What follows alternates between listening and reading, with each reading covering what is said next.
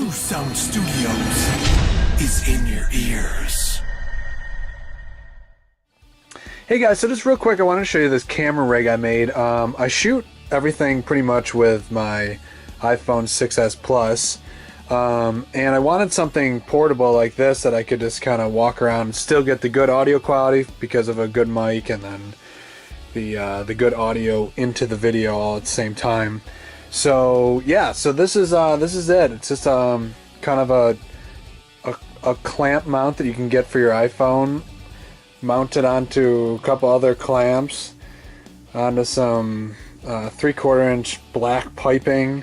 I got my Samson C01 condenser mic with a big pop filter on it, so I can talk right into it. It's still on a shock mount, so my hand movements won't bounce around too much. I got the iRig Duo. This is how I get audio straight into the camera, so I don't have to sync audio later on. And that also is on another clamp. But yeah, this is my like walk around the studio type thing and film. Let me get into a little more detail here. So we got the iPhone 6s Plus. As you can see, we're shooting in 60 frames per second, 1080. So it's probably the most difficult thing is I only have 64 gigs on here, so it does fill up pretty fast. So then we get to the our big condenser microphone, and pretty much the whole point of this is so that you can get some studio quality audio recording of my, it's mainly just for my voice because I'm standing back here shooting this way, and so my voice is being picked up and going through the iRig Duo and then going into the iPhone. But anyway, so back to the mic. This is a Samson C01 right there. It actually sounds pretty decent. Another mic I might use is a Rode NT1A. So anyway, so this condenser microphone runs to a cable to a patch bay and actually comes up on this channel over here. So I'm using my recording console as the audio and preamp, and I'm also running this compressor, this 163X DBX compressor, and I'm using this 563. This is like a noise reduction unit that eventually is coming back into the inputs of the iRig Duo and then ultimately ending up on the iPhone. And then finally what I'm doing is, so if you turn this off, turn this back on, you can go, and we are using AirPlay, and I'm selecting the Apple TV, which I have hooked up. Come on. And I have hooked up to a 19-inch wide monitor, and this is my monitor if I am shooting things where I can't visibly see this screen. This is my, essentially my remote monitor, so I can see what I'm shooting because I always shoot by myself. And back here you can see the Apple TV, just zip tied it on to a piece of wood clamp under here, under the mount. Let me turn this around. This is actually a speaker stand. I needed something really heavy duty because this monitor is not very light.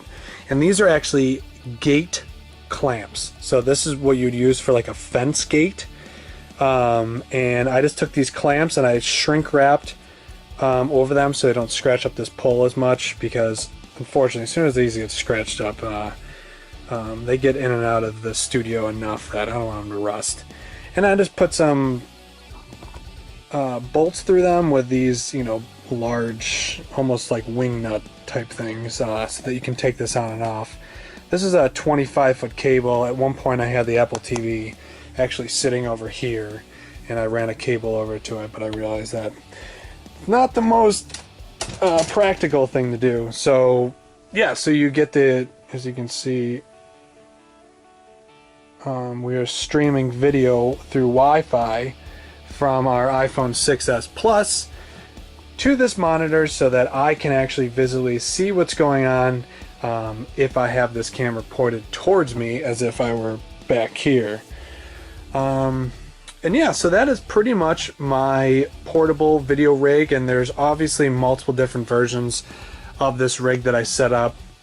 Sometimes I have this and the iPhone on a tripod, and you know, they're facing me, you know, shooting video on the console back there, and then that's my remote viewer.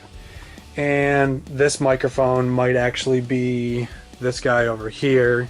This is the Rode NT1A on a big boom mount, and I can shoot audio and video of myself and make it fairly easy because you can actually monitor all the audio coming in through here, and make sure that we got a good enough signal, and you know, all the things like that that make a good video production.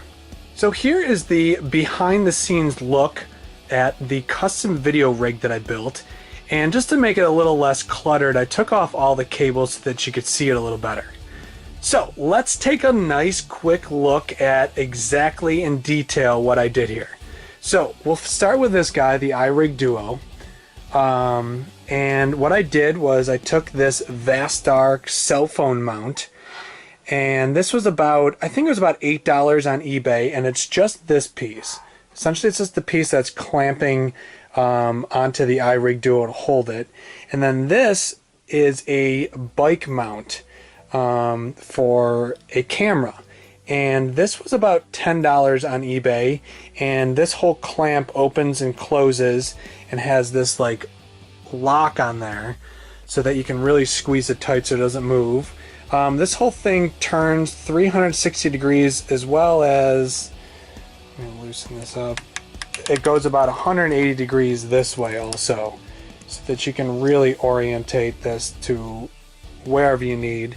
And it does have a separate threading so that you can turn this in whatever direction you need and then lock it in place with this nut here.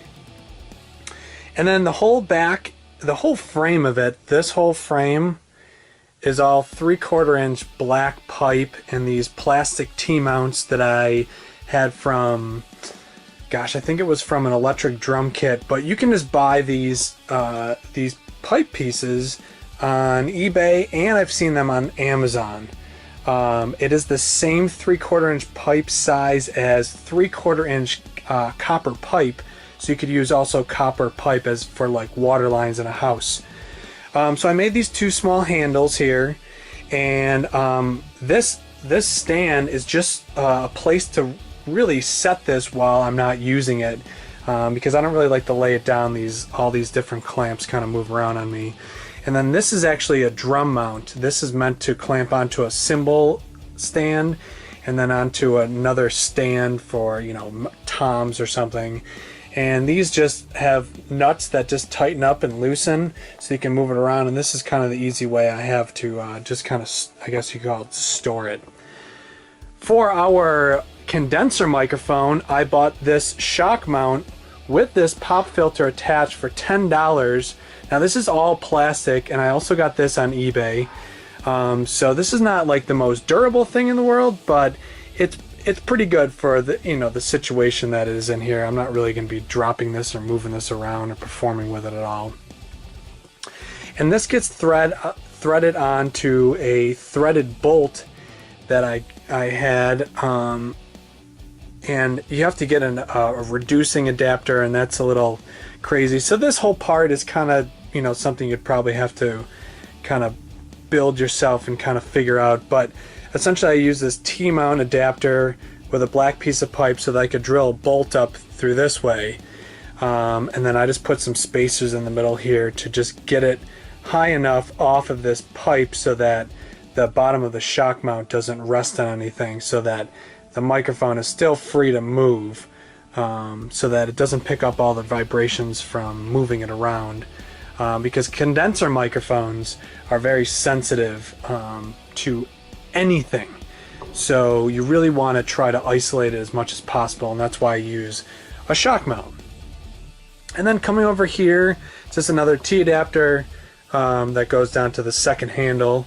And then our cell phone mount clip is a little crazy. There's a whole bunch of different mounts. So this is a 3/4 inch to I believe this was 1/2-inch pipe, and that steel, this silver piece of steel is actually a pin for a trailer. I had quite a few left over, so and then this is kind of like some of your standard clamp mounts for like video and film accessories.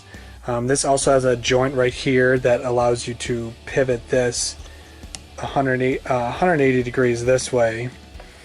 And then this clamp mount up here, take this off, as you can see, it is screwed in. There's that like threaded ball mount on top there that you can adjust. And then let me spin this around this way.